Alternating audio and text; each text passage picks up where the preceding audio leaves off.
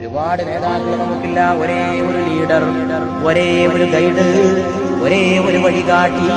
അത് മദീനയുടെ നിലാവാണ്, അത് ലോകത്തിന്റെ കാരുണ്യമാണ്, അത് ഭൂമിയുടെ ക്ഷമയാണ്, അത് മാനത്തിന്റെ വിശാലതയാണ്, അത് ആമിന ബീവിയുടെ മുത്തുമോനാണ്, അത് ഖദീജ ബീവിയുടെ പ്രിയപ്പെട്ട ഭർത്താവാണ്,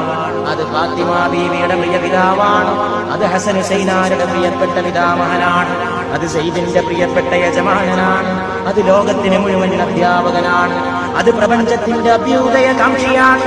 അത് മാനവ കുടുംബത്തിന്റെ കുലഗുരുവാണ്, അത് ഏറ്റവും വലിയ വിമോചകനാണ്,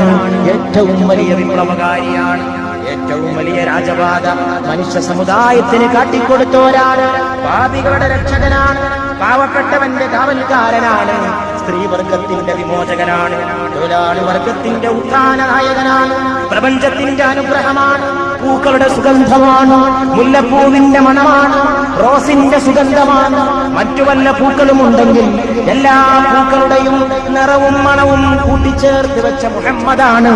സല്ലല്ലാഹു അലൈഹി വആലിഹി വസഹബിഹി വസല്ലം.